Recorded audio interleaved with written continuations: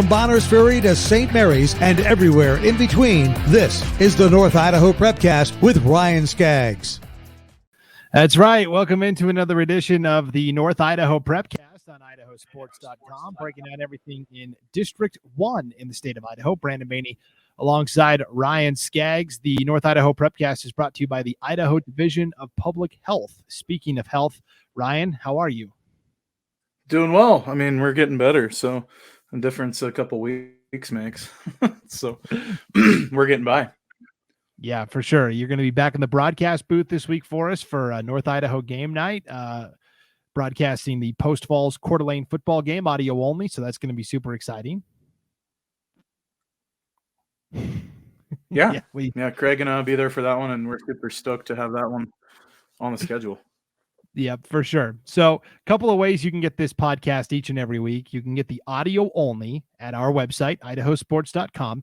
On the homepage across the top, you will see the Prepcasts navigation bar, and that'll drop down to a menu with all of our podcasts. You just click on North Idaho Prepcast, and you can listen to it right there. You can also listen to the podcast wherever you download your podcasts, Google, Spotify, Apple, etc. You can also watch video of this each week on the IdahoSports.com YouTube channel, as well as our Facebook page. If you are watching the video for this week's pod, you're going to notice Ryan is kind of lagging a little bit internet-wise. It's not affecting the audio, so if you're listening to this, you're not going to be able to tell anything. But if you're watching Ryan, it's going to be like he's moving in slow motion. What are they doing? They're digging holes we're in your neighborhood up there to put in fiber for internet. Is that what's going on? I was on the first street in the neighborhood to get fiber, and now every street that they do after me like lags my signal. Every day they start connecting, and so I've been calling them and kind of complaining, and they're like, well, I mean, just kind of got to fight through it for like the next month or so, and then it should be fine. And I don't know, like it's frustrating, but it is what it is. So we'll make do. Fight through it for the next month or so. That sounds what we do here in North Idaho. That's right. That's right. I was going to say that sounds like the Post Falls football team's mantra: fight through it for the next month. We'll get to football in just a moment. We wanted to start with soccer today because district soccer off and running. By this time next week, Ryan, we're going to be able to preview the boys and girls state soccer tournaments and break down some of the actual matchups. The only things that have been decided up north so far are the 5A ranks, where the Lake City boys and girls swept the district titles. Yeah, and Lake City boys winning a district title against a surprise. I mean, Lewiston beating Coeur d'Alene in the semis surprised a lot of people. I mean, Lewiston's a good club, but Lake City was pretty dominant in that game yesterday. And then the Lake City girls winning against Coeur d'Alene a couple days ago. Nice victory for both teams. So getting the district sweep is always nice for the school, especially in a competitive district. I mean, there's some good teams up here up north. So they've done well for themselves this year, and hopefully that bodes well for the state tournament, as I believe Lake City boys are rolling into state undefeated. So it should be an exciting next couple weeks here in Idaho. Yeah, it's going to be really exciting because the way the brackets now work at state is it's all based off of your max preps rating, right? There's no more predetermined. So really, you're essentially going to get a more fair bracket. I feel like it's not predetermined. It's all about how you did in the regular season, and they're going to seed you 1 through 8. On the boys' side, Lake City is the top seed because they go off the regular season max preps rating. So pretty awesome. Lake City is going to be the number 1 overall seed. They're going to be on the opposite side of the bracket as Timberline and Bora and some of those other teams from District 3. So it's going to be in one districts yesterday, if I'm not mistaken. So yeah, it's going to be nice for Lake City getting that number 1 overall seed. And then on the 5A girls side, Lake City right now, the 4 seed. So a little bit tougher. They would be on the same side of the bracket as Highland, potentially. Highland has not lost yet this year. They still have their district championship to play, but maybe a little tougher road for the Lake City girls, but still very exciting for Lake City High School in soccer.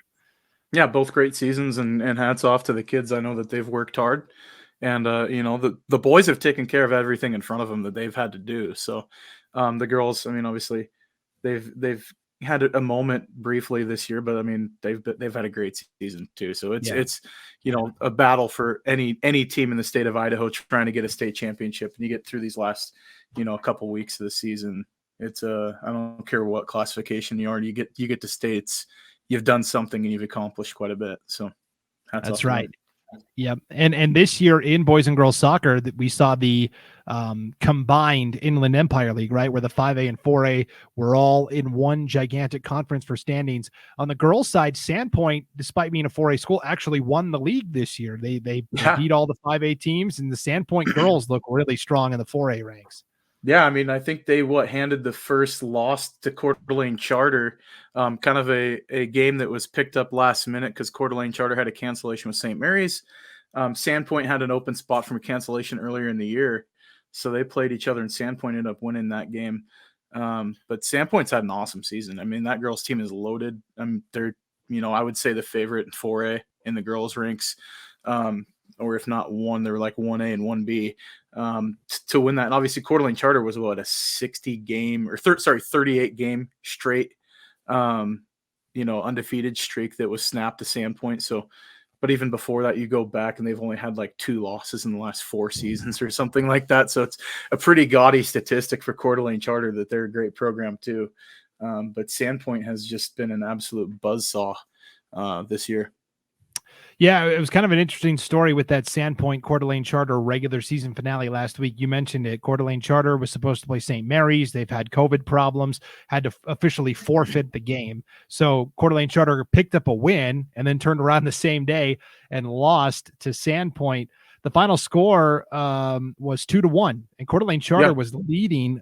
They scored in the 52nd minute. Rebecca Hines, who might be the best soccer player up north, regardless of classification, she scored in the 52nd minute. Panthers were up 1-0, but then Sandpoint scored twice in the final 5 minutes of regulation. Kaylee McNamee scored the equalizer, and then Aaron Eddy scored the game winner a couple minutes later. So, yeah, Sandpoint undefeated. Coeur d'Alene Charter, that big long winning streak was snapped there, 14-1.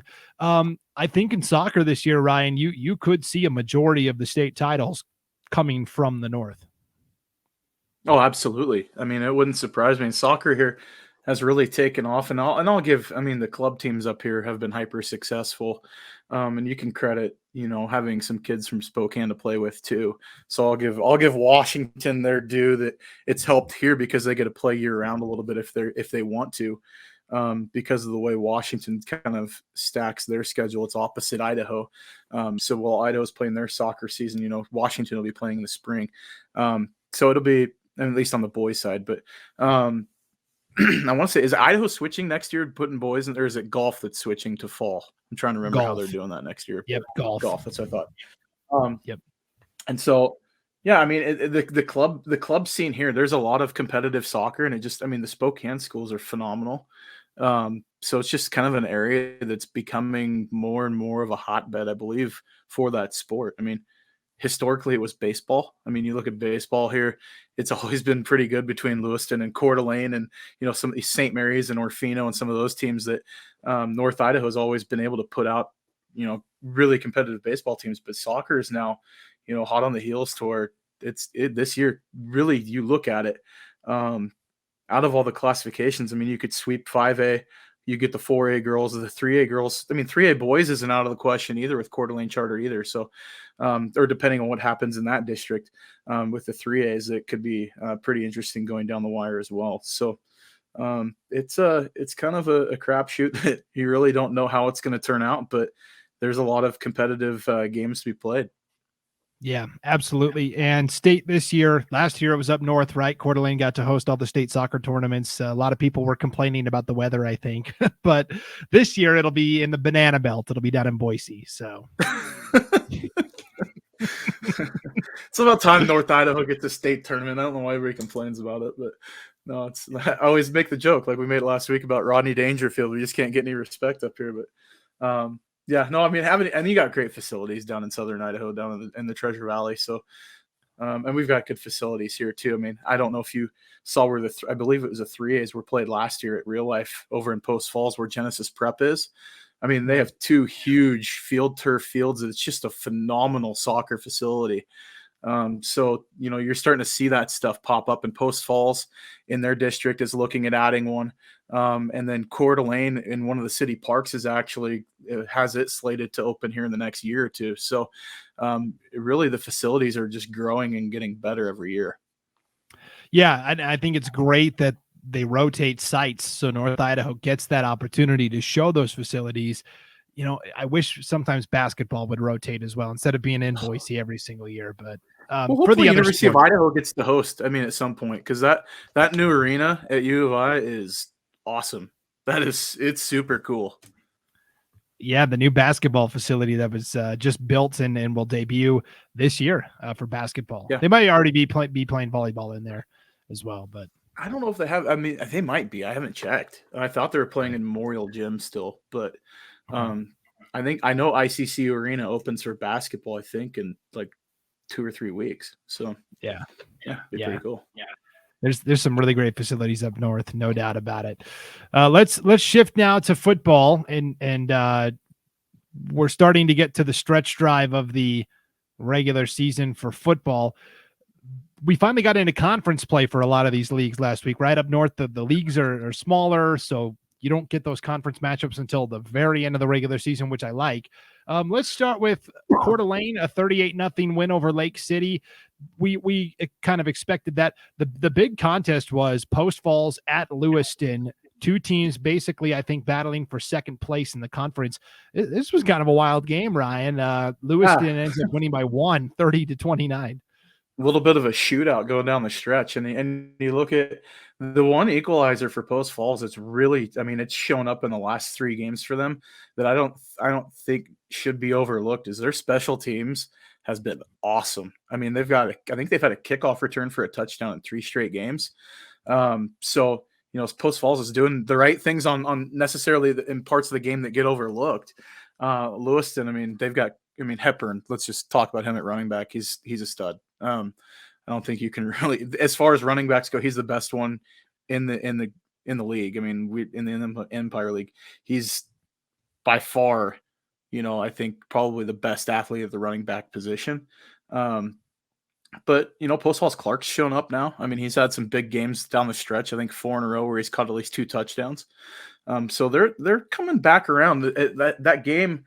I was talking to one of the parents on Saturday because I was like, hey, man, that was a barn burner. Like, what happened? And he's like, we just couldn't stop Hepburn down the stretch. Lewiston got good field position with a few minutes left, and we just left them too much time. And it was just one of those games that it was hard fought. Both teams played their tails off, and Lewiston squeaked by 1 in a classic. That was a great game. Sorry, go ahead. No, you're fine. No, I was just going to say, I mean, Post Falls, it's not like they did anything wrong. It was just Lewiston did what they, had to do to win that game. Yeah. When the fourth quarter started, we were tied 21-21. Post Falls is backed up in their own end zone, dropping back to pass. They're called for holding in the end zone. That's a safety, 23-21. Lewiston takes the lead. Lewiston is then on the ensuing drive, right? Because they get the ball following the safety. They're marching down the field. They are in the red zone. Zachary Clark, you mentioned it, picks off a pass right around the goal line, returns it 96 yards for a pick 6. Post Falls goes for 2 and gets it. They're now up 29-23, but with 1:09 to play, Lewiston gets the touchdown from Cruz Hepburn. Like you said, they were feeding him a lot down the stretch. The extra point gave the Bengals the 1-point lead, but they left a lot of time for Post Falls. The Trojans drive down the field, and then with basically 3 seconds left, Post Falls is set up for a 25-yard field goal and the chance to win. They pushed it wide left, and so a classic game where now Post Falls, lamenting what if. Yeah, and from where the position of that kick was too. I mean, you're putting a lot of pressure on a high school kid. Yeah, it's a 25-yarder. You're trying to think, slightly to the right hash. I've got to try to bring it back left.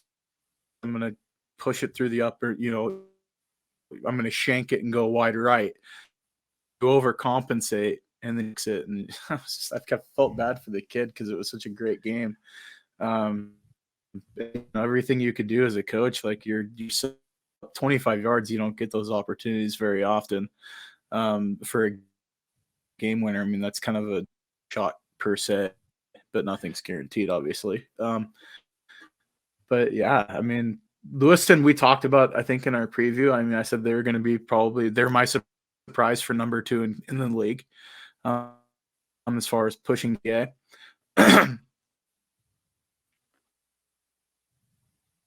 Anything city, of brilliance on offense, and then we've seen what they've done, like with Coeur d'Alene last week. I was at that game in the second half. They were able to drive on Coeur d'Alene twice. They just couldn't get it in. I mean, they got it all the way down to the 3-yard line, and then got back-to-back holding penalties and pushed them back out of the red zone. So, you know, it's tough that, you know, this league is brutal. And anybody week, I mean, that Coeur d'Alene Lewiston game, it could.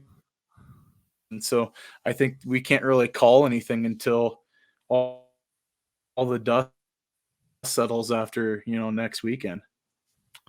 Yeah, they must be digging another hole in your neighborhood, Ryan. You were breaking up quite a bit there. I think we got the general gist of it, that kicking is hard, right? Especially at the high school level.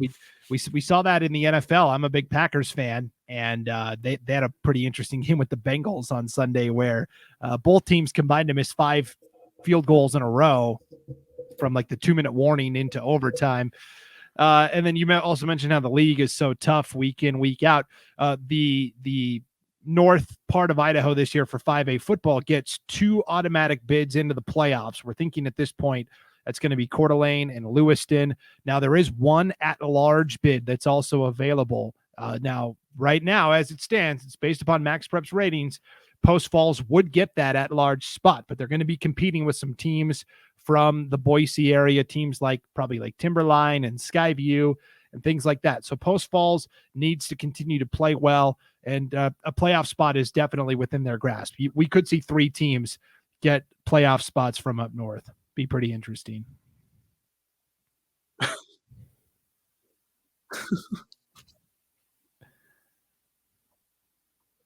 Yeah, we're still having problems with Ryan's internet for sure. So let's see if we can take a break and come back and try and get that fixed. We'll start talking about some of the 4A, 3A.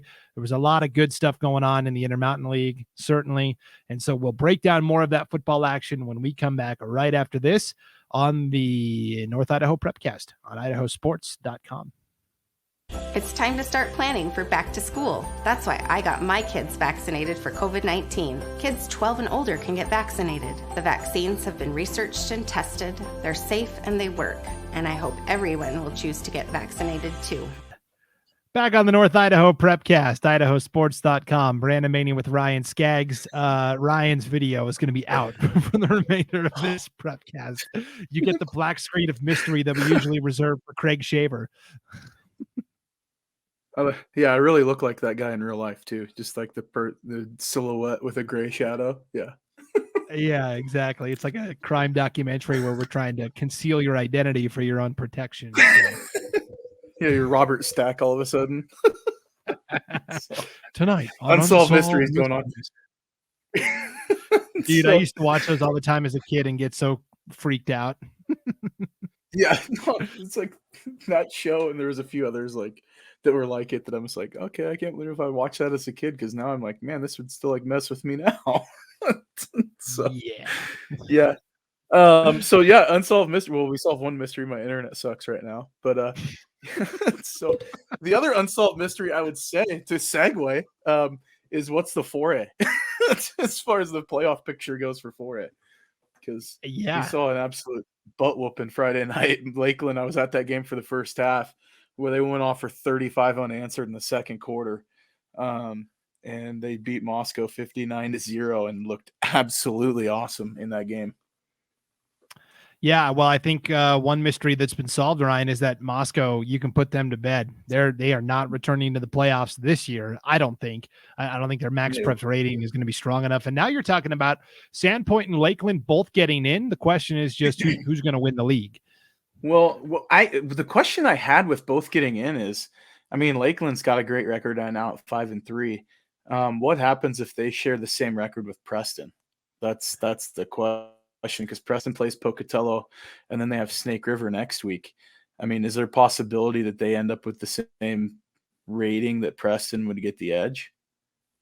Yeah, so the max preps rating, it's very hard for teams to tie with that number. So right now Preston has the lead on Lakeland. So we talked about this right last week, where District 1 and 2 gets the conference champion, and then there is an automatic bid that will go to either the second best team from District 1 and 2 or District 5. And right now that's Preston and Lakeland battling it out. Lakeland currently trails Preston in the max preps rating, and we'll see if by them playing Sandpoint, if that's enough to boost them over Preston, but Preston still has Pocatello. So it's probably going to be a wash.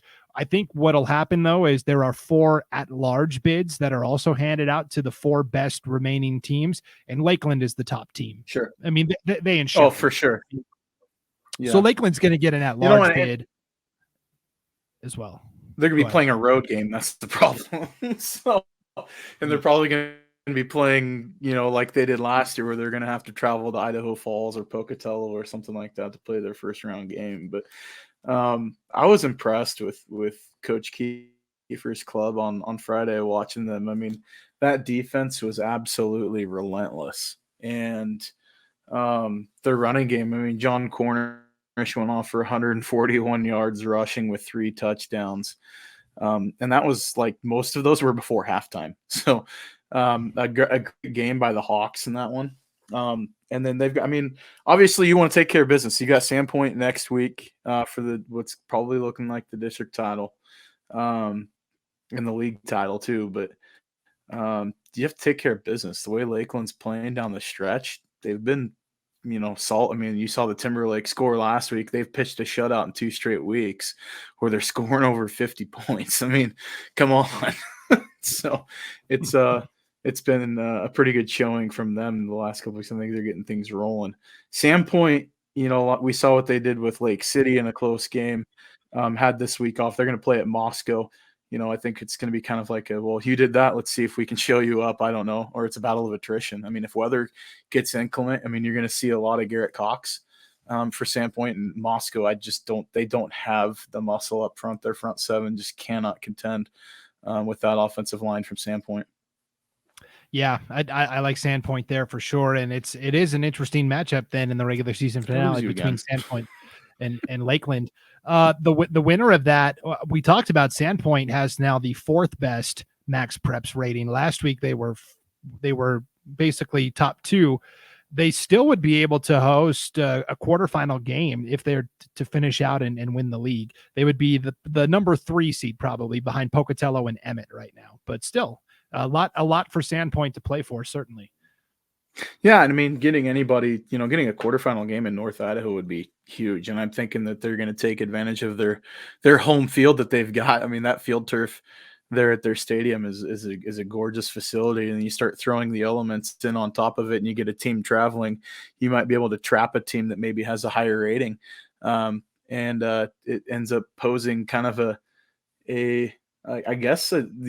true home field advantage down the stretch. And then possibly if they remain the higher seed, they could get that host bid maybe at the Kiwi Dome in a semifinal game. But it'd be a stretch. You never know what happens on the other sides of the bracket. I mean, we've seen crazy things happen the last few years with surprise teams like Sandpoint last year, showing up and having, wreaking a little bit of havoc. So the 4A ranks, Lakeland's showing up. I mean, since that whooping they took from Post Falls, which was actually, like we talked about, a close game.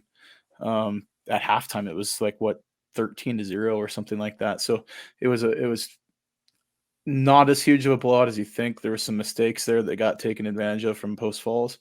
But I think that they've woke up. I mean, we talked about it at the beginning of the year. When's that offensive line going to show up? Well, here they are. I mean, we've seen it back-to-back weeks where they've looked really good. And so it's kind of the same mix with the 3As. I mean, if we want to jump to there, but let's do we're it. gonna see some stuff coming down to the wire too. We saw a barn burner between Kellogg and Bonners Ferry on Friday, where Kellogg wins 18-13. And then you've thrown the inclement weather that you might see this weekend up at Timberlake between Kellogg and Timberlake. Man, it's gonna get super interesting these next 2 weeks in that 3A. IML. That conference is tough, and I mean Kellogg obviously holds the edge right now, in my opinion, but anything can happen. I mean, you know, Timberlake messed with their offensive line a little bit and put their fullback at guard, and then they go off for 250 yards rushing in the first half against Priest River. So, you know, you make do with what you've got. I mean, they had an injury up front. Their starting guard, he broke his hand, so they moved some guys around, and it ended up working out for him. So that stuff happens, and you kind of find luck once in a while. Yeah, for sure. It's interesting. The Intermountain League gets 2 bids to the 3A postseason. That's it. There's no at-large bids in the 3A playoffs. So you've got still Timberlake, Kellogg, and Bonners Ferry all competing for it, because let's say Kellogg beat Bonners Ferry already, right? But let's say Kellogg loses to Timberlake this week, and then Timberlake turns around and plays Bonners in the season finale. Let's say Bonners wins that. Then you've got a 3-way tie at the top. Yep. And that's absolutely within the realm of possibilities. So, I mean, it's like we talked about with Coeur d'Alene and with Sandpoint and Lakeland. I mean, you just got to take care of business. I mean, you have to win. Just win, baby, win. Don't worry about other people taking care of, your job for you. You've got to do your thing. And, Bonners is a playoff team in my mind. I mean, they've played pretty well this year. They played a tough schedule too. Let's not ignore that. Playing some of those Montana schools have really, I think, tested them, and they've responded, and they've remained healthy. That's the other part about that. They haven't had the huge key injuries that have, we don't know what that loss at guard is going to do to Timberlake now that they have to move their starting fullback up on the offensive line, and now you lose that threat in the backfield. So it's going to be interesting moving forward the last couple of weeks to see what happens, but it's a great conference this year. I mean, as far as competition goes and athletes too. I mean, I'll still keep singing the praises along with Craig of Luna at quarterback for Kellogg, because he's a stud. Pretty much carries the team at times, but it's if they can, the right team puts together the right scheme against Kellogg, they can get knocked off. It wouldn't surprise me. Yeah, there's a lot to be sorted out still in the Intermountain League, as well as the Central Idaho League, the 2A ranks, because we haven't actually had any conference games yet, Ryan.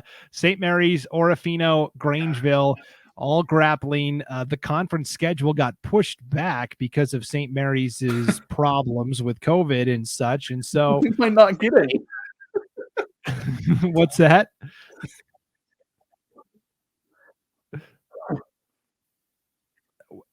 Yeah, I think we're having a delay again. But so basically, finally, we're going to get this week. Orofino's going to play Grange. I don't know if we might not see a conference game if these problems continue. So, yes, well, St. Mary's is back. They are competing now. Their boys soccer team actually got a win at districts earlier in the week. So, St. Mary's is back. Orofino's going to play Grangeville this week. Then after that, you have on the following week is going to be St. Mary's versus Orofino.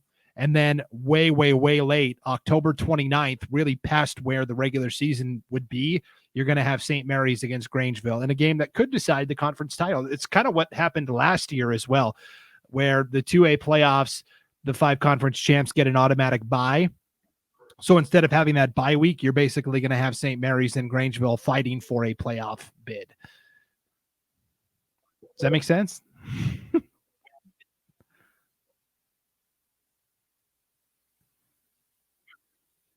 Yeah, they're digging holes at Ryan's neighborhood again. Yeah, we're having a little bit of lag between. Yeah, it's going to be an interesting stretch in that conference, because honestly, not really.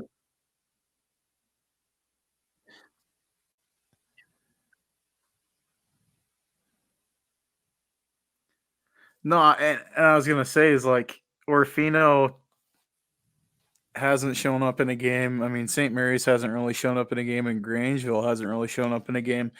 It's almost like you look at it, and I don't want to say like, "Hey, give up your playoff spot," but you've got to be able to be competitive, and I just haven't seen it from any of these CIL teams yet this year. And that's just the nature of the beast. Too, you get injuries and sickness and everything else. It just kind of knocks things around a little bit. So the schedule being moved down the road, I mean, it could help one of the teams like maybe find their stride and win a couple in a row and maybe take some momentum into the postseason. But it's just a crapshoot. I mean, this year it's been weird, and not really the records we're used to seeing from these teams that historically have success. Yeah, Grangeville was very aggressive in putting together a very difficult schedule. We'll see if that pays off for them. Could be just like last year where Grangeville gets the first round bye as a conference champ, and then they reseed the teams for the quarterfinal round. Well, Grangeville got the 8 seed. They were the last team, and they had to go play West Side in the quarterfinals. So something very similar could happen this year for whoever wins the Central Idaho League. Let's move to the 1As where Wallace and Lakeside continue to duke it out. They've got the matchup next week that will determine the conference. Lakeside won the first matchup already this year. Wallace is going to try and force a tiebreaker, but before we get to that, we still have games this week. And then at the 1A D2 level, congratulations to Mullen St. Regis. They wrapped up a playoff spot with their win last week over Clark Fork. Now, here's the kind of the crappy part, Ryan, is that Mullen St. Regis is 5-1, and they're going to be a good representative of District 1 at state. But Clark Fork is 4-2. They've got a chance to finish 5-2, and they're going to miss the playoffs because at the 1A D2 level, it's all predetermined. There's no at-large bids. It's just, yep, this league gets this many, this league gets this many. So Clark Fork is a team that I feel like deserves to be in the playoffs this year, and they're not going to get that opportunity now.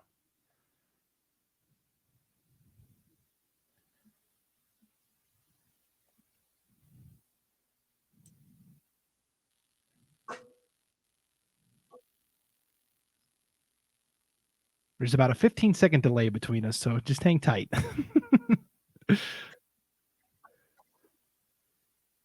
Forks had a great season, and the Wampus Cats have kind of done everything that they could to find themselves success for the postseason. I mean, it's not their fault that they have the same conference as Mullen St. Regis, who could be one of the 4 favorites.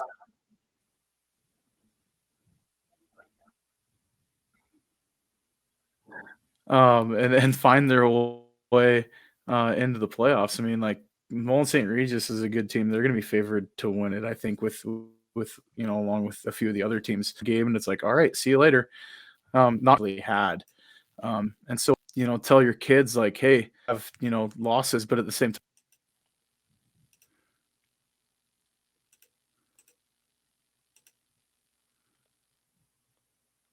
yeah, we're having some big latency issues on the Prepcast, so we'll kind of wrap it up here. I just want to say for Mullen St. Regis, the other kind of crappy part is that it's all predetermined bracketing, which means, hey, they get a first round bye, but then in the quarterfinals they have to play either Cary or Castleford, whoever wins that game this Friday, which kind of sucks for a quarterfinal matchup. A lot of years that could be a state championship matchup, and so for Mullen St. Regis, they're going to have to earn it, no doubt about it, in the 1A D2 postseason for sure. So that'll do it for the North Idaho Prepcast. Thanks for being patient with us through the internet problems. We'll try and get that fixed. We'll make some calls to Ryan's internet provider. So next week's show's a little smoother. Yeah, if somebody wants to call TDS for me and take care of business, I would absolutely appreciate that. Well, there we go. We got Ryan back, I think, in real time. There was about a 15-second lag between what I was saying and what you were saying. I think here at the very end, we finally got it figured out. So, yeah, it's frustrating. Let's put it that way. I think my computer's like thinking it's hunting season and just wants to quit too. So, but no, it's been a great season up here. I mean, obviously with my health issues kind of limited me from my ability to be in person, but we've got a couple weeks left still. And these next 2 weeks are going to be super exciting to see how things shake out. Yeah, it's going to be a lot of fun. Next week, we'll talk about state soccer. We'll talk more about district volleyball as that will be underway and setting the table for some of these big football matchups as well. So thanks for tuning in to the North Idaho Prepcast, brought to you by the Idaho Division of Public Health. For Ryan Scaggs, I'm Brandon Baney. We'll see you next time on IdahoSports.com.